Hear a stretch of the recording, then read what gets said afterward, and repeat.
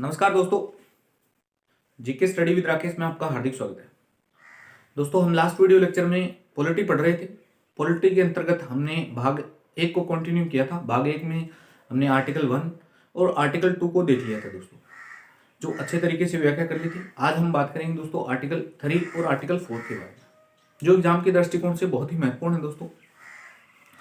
दोस्तों, अगर आपने पीछे वाले वीडियो नहीं देखे हैं, यानी आप अगर चैनल पर नए हैं तो पहले सब्सक्राइब कर लीजिए दोस्तों। और मेरा रिक्वेस्ट ये रहेगा सभी विद्यार्थियों से, अगर कोई नया है तो सबसे पहले वो भाग 1 में यानी पार्ट 1 पार्ट 2 देखें, तभी जाकर ये चीज़ें समझ में आएंगी दोस्तों। और आप अगर एक बार संपूर्ण वीडियो देखते हैं दोस्तों, अच्छे से नोट डाउन करते हैं, तो भविष्य में यानी कोई भी सवाल इनसे बाहर नहीं बनेगा दोस्तों। आजकल जो भी प्रश्न आ रहे हैं वो कॉन्स्टिट्यूशन यानी सहसंबद्ध जो उठाए जा रहे हैं वो उठाए जा रहे हैं दोस्तों। और मेरा फोकस यही रहेगा कि सहसंबद्ध बताऊं और सरल भाषा में बताऊं, ताकि आपके सब्जेक्ट के में रुचि के साथ में समझ भी विकसित हो। तो आई होप आपको ये क्लास बहुत पसंद आ रही होगी दोस्तों। तो आइए दोस्तों स्टार्ट कर लेते हैं आर्टिकल 3 और आर्टिकल 4 के बारे में। आज हम हमारा यानी भाग 1 है वो कंप्लीट कर देंगे। तो हेडिंग डालिए अनुच्छेद 3 आर्टिकल 3।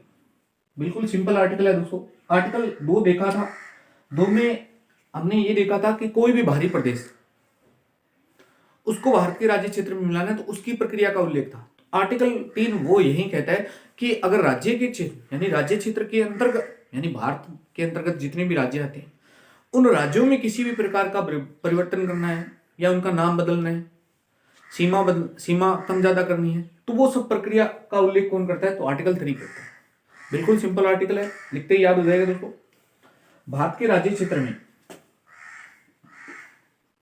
भारत के राज्य क्षेत्र में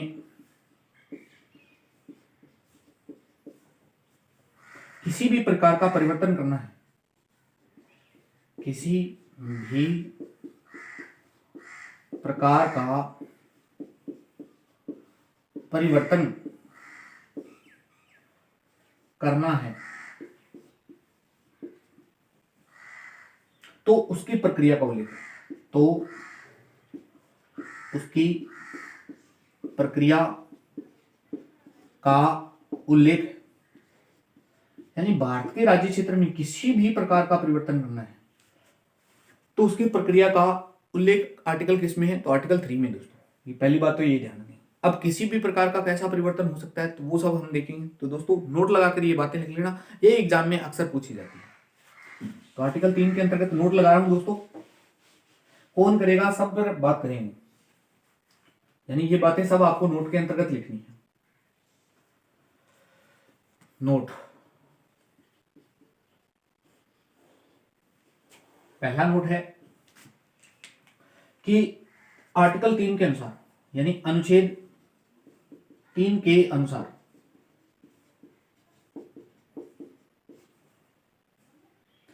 किसी नए राज्य का गठन करना, किसी नए राज्य का गठन करना तो उसकी प्रक्रिया का उल्लेख आर्टिकल 3, यानी किसी नए राज्य का गठन करना हो, किसी राज्य की सीमा में परिवर्तन, किसी राज्य की सीमा में परिवर्तन। अब सीमा में परिवर्तन या तो वो कमी करेंगे या कहीं वृद्धि हो सकती है। तो परिवर्तन में या तो कमी हो सकती है या वृद्धि हो सकती है दोस्तों। जैसे आंध्र प्रदेश से क्या तेलंगाना अलग हुआ, तो कमी या वृद्धि आप सब जानते हैं दोस्तों, यानी कमी भी हुई, वृद्धि भी हो सकती है दोस्तों।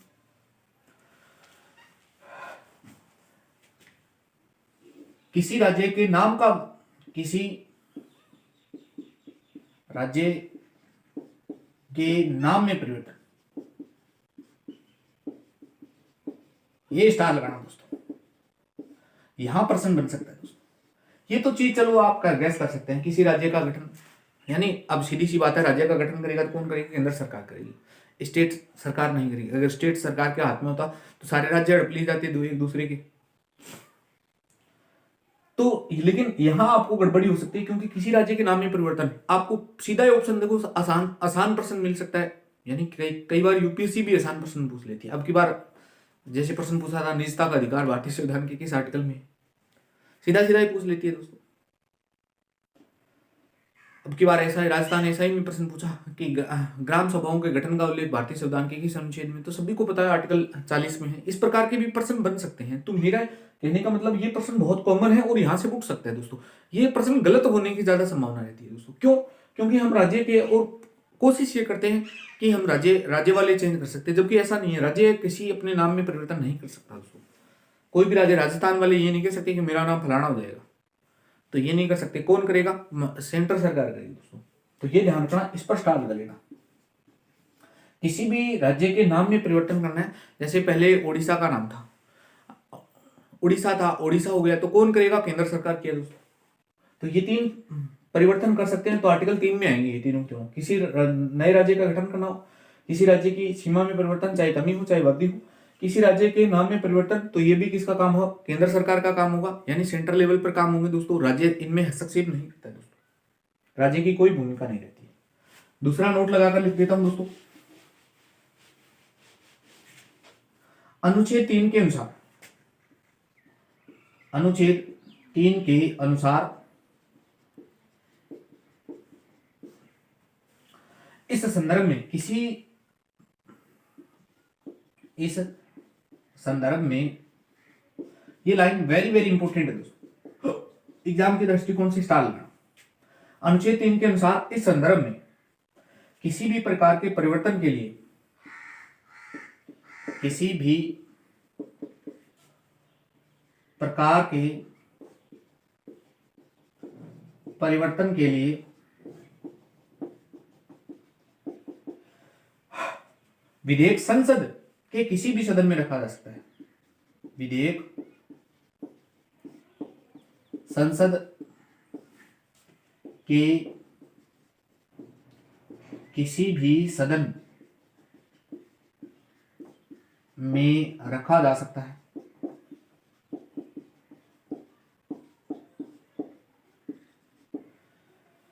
अब दोस्तों ये देखो, विधेयक कहां रखा जा रहा है? संसद में। लेकिन सदन कोई सा भी हो, कोई जरूरी नहीं है। राज्यसभा में रखे तो राज्यसभा में रख सकते हो, लोकसभा में रखना चाहो तो लोकसभा में। लेकिन परिवर्तन कौन करेगा? पावर किसके पास में? संसद के पास में। ये बात मैंने स्टार लगा दी पहले, क्योंकि ये बात महत्वपूर्ण है, संसद के पास में।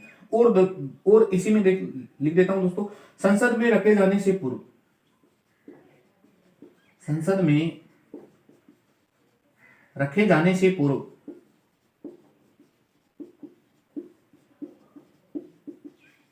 राष्ट्रपति से हस्ताक्षर करवाए जाते हैं। यानी राष्ट्रपति संबंधित पूर्व राष्ट्रपति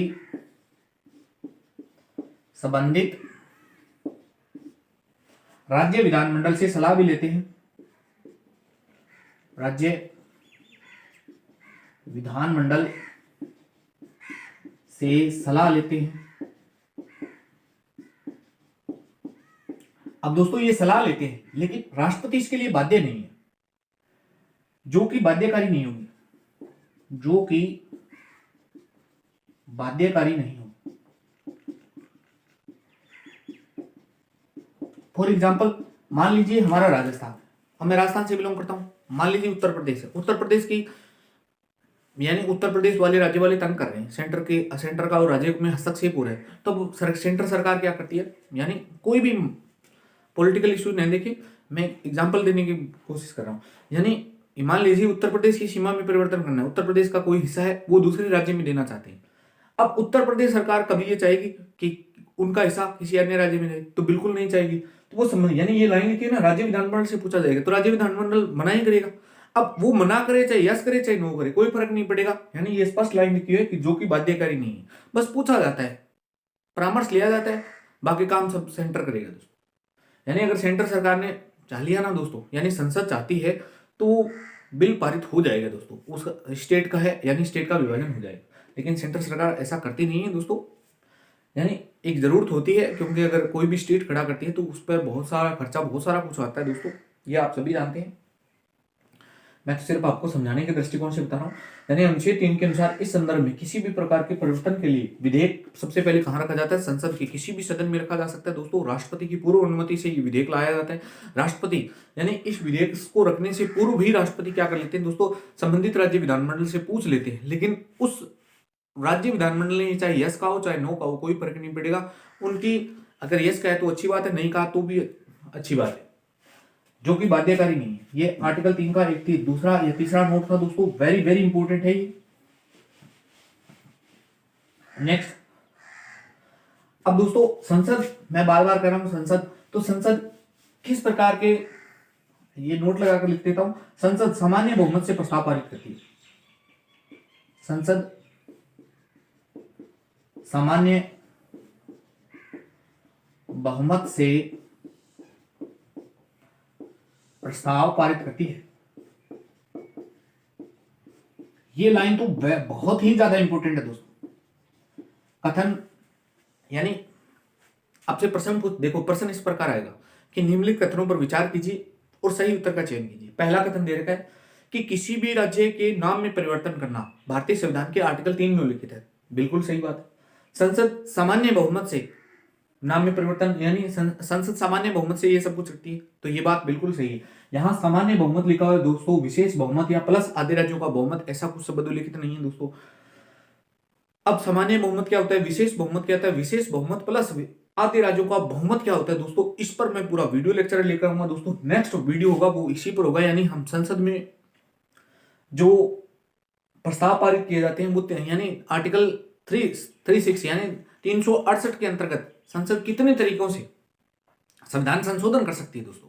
2 तरीकों से, 3 तरीकों से, संविधान में कुल कितने तरीके उल्लेखित है, उन पर एक वीडियो लेकर आऊंगा दोस्तों। आज तक यूट्यूब के इतिहास में ऐसा वीडियो किसी ने नहीं करवाया दोस्तों, मेरी पहल रहेगी, मैं आपको अच्छे से करवाऊं दोस्तों। यकीन मानना 2018 से पेपर 18 से बता रहा हूं, यानी लेटेस्ट 2018 का पेपर उठा के देख लेना, यूपीएससी का 2020 का उठा के देख लेना, आरएएस 2018 का उठा के देख लेना दोस्तों, आरएएस 2020 वाला, यानी अभी जो हुआ है हाल फिलहाल में 21, इन सभी के पेपर मैच कर लेना दोस्तों। जिस भी स्टेट से बिलोंग करते हैं आप, कोई फर्क नहीं पड़ेगा दोस्तों इससे।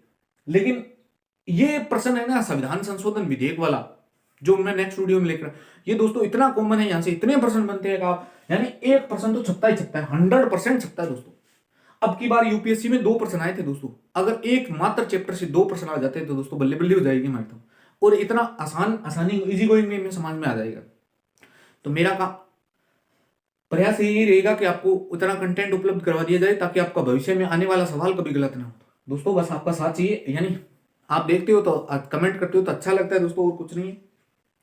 तो ये आर्टिकल 3 के बारे में, यानी संसद सामान्य बहुमत से प्रस्ताव पारित कर लेती। और क्या लिखा हुआ आर्टिकल 3 में, थोड़ा और बता देता हूं दोस्तों। संसद को नए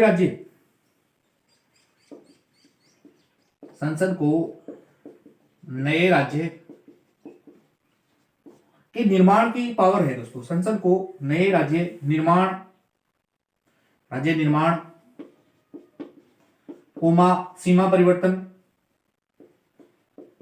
सीमा परिवर्तन की शक्ति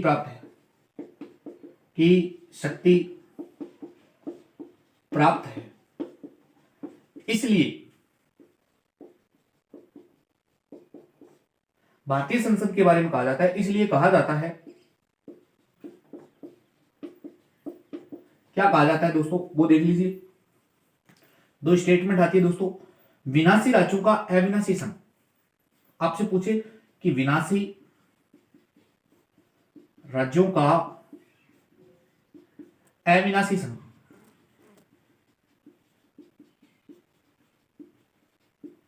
अगर पूछे अविनाशी राज्यों का विनाशी संघ कौन है, अविनाशी राज्यों का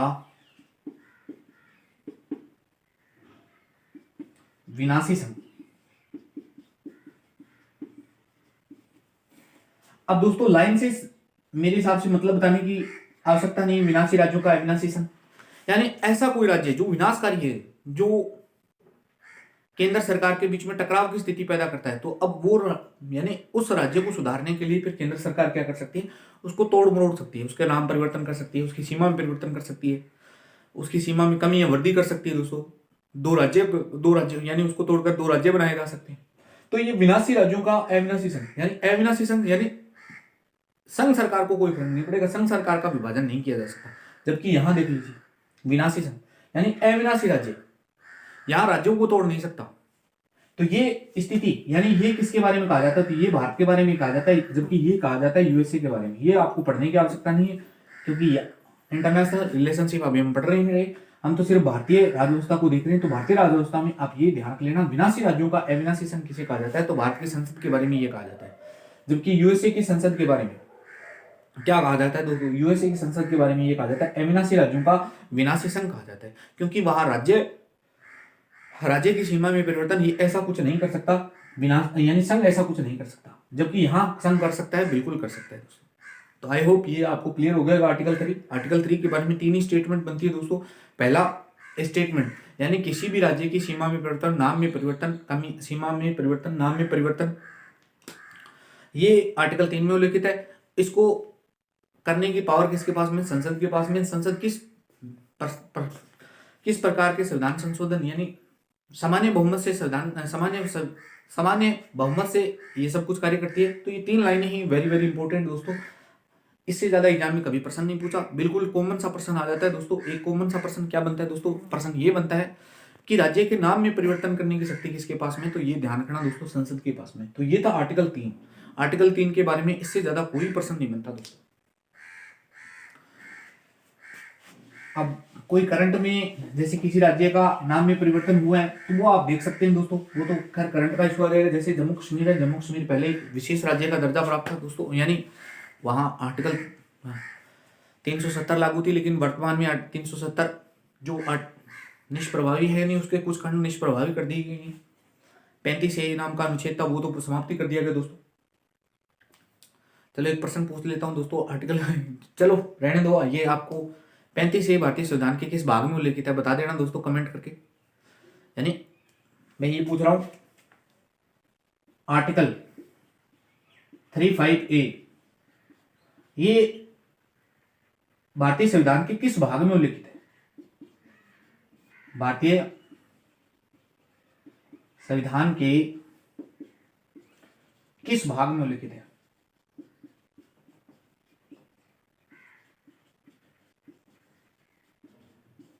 देखते हैं दोस्तों आपकी कितनी तैयारी है, आप किस लेवल से पढ़ रहे हैं। अगर इसका उत्तर आ जाए तो मानता हूं उसकी तैयारी अच्छी है। यूपीएससी की तैयारी कर रहे हैं, पीसीएस की तैयारी कर रहे हैं, तो दोस्तों यार जम्मू कश्मीर बिल्कुल 100% प्रश्न बनेगा दोस्तों। जम्मू कश्मीर में बहुत सारा बदलाव हो रहा है। अभी दोस्तों आरएएस मेंस में पूछ लिया था नुब्रा घाटी के बारे में, तो मेंस में लिखने को कहा है सियाचिन ग्लेशियर या पता नहीं नुब्रा घाटी के बारे में, तो आप गैस कर सकते हैं कितना करंट का इशू है। तो आर्टिकल 35A जो निरस्त हो गया, मैं ये पूछना चाहता हूँ कि भारतीय संविधान के किस भाग में उल्लेखित है, भाग 3 में, भाग 4 में, भाग 2 में, भाग 4 कै में, किस में उल्लेखित है, ये आप कमेंट करके बताना। अब दोस्तों बात कर लेते हैं आर्टिकल 4 की। छोटा सा आर्टिकल है, अनुच्छेद 4।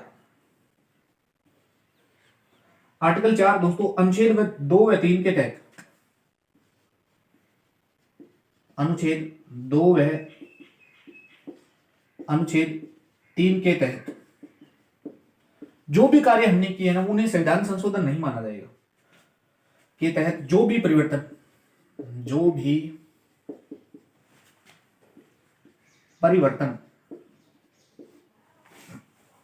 किए जाएंगे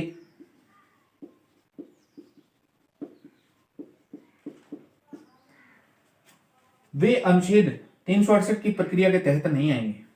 वे अनुच्छेद 368 की प्रक्रिया के तहत नहीं आएंगे, अर्थात उन्हें संविधान संशोधन नहीं माना जाएगा। अर्थात उन्हें संविधान संशोधन नहीं माना जाएगा, संशोधन नहीं माना जाएगा। मैं कहना क्या चाह रहा हूं दोस्तों, यानी आर्टिकल 2 या 3 में जो भी कार्य हुआ वो आर्टिकल 368 यानी आर्टिकल 368 की प्रक्रिया के अंतर्गत नहीं आएंगे दोस्तों। सीधा सीधा हिंट मिल गया आपको, यानी सामान्य बहुमत से जो भी कार्य किया जाता है वो आर्टिकल 368 में शामिल नहीं किया जाता, उसे संविधान संशोधन के रूप में नहीं गिना जाता। तो इसका मतलब आर्टिकल यानी 368 में संविधान संशोधन की कितनी प्रक्रियाओं का उल्लेख है, तो 2 ही प्रक्रियाओं का उल्लेख है, जबकि मूल संविधान में 3 प्रक्रियाओं का उल्लेख है दोस्तों। मेरे हिसाब से ये बात आपको समझ में, यानी अनुच्छेद 2 व 3 के तहत जो भी परिवर्तन किए गए वो आर्टिकल 368 के अंतर्गत शामिल नहीं किए जाते, यानी उन्हें संविधान संशोधन नहीं माना जाता है। जो भी हमने जैसे 35वां हुआ, 36वां हुआ, जो भी जितने भी आज तक हुए, जैसे 100वां, उन्हें संविधान संशोधन नहीं माना जाएगा दोस्तों। अब ये संविधान संशोधन क्यों नहीं माना जाएगा दोस्तों? अब ये संविधान संशोधन कुल कितने प्रकार का होता है, 368 के तहत कितने प्रकार का होता है, यह सब जानने के लिए आपको नेक्स्ट वीडियो का वेट करना पड़ेगा दोस्तों। हम नेक्स्ट वीडियो में लेकर आएंगे संविधान संशोधन की प्रक्रिया किस प्रकार होती है। अगर वो प्रक्रिया दोस्तों समझ में आ जाएगी तो लगभग मैं कह रहा हूं पॉलिटी का 60% आपको समझ में आ जाएगा दोस्तों। 60% आपको पॉलिटी समझ में आ जाएगी, इतनी आसान हो जाएगी। तो नेक्स्ट वीडियो आएगा दोस्तों, संविधान संशोधन की प्रक्रिया का क्या तहत आएगा, उसको हम देखेंगे। तो ये वीडियो आपको कैसा लगा, लाइक शेयर कमेंट करके जरूर बताना दोस्तों। मिलते हैं नेक्स्ट वीडियो में। जय हिंद, जय भारत।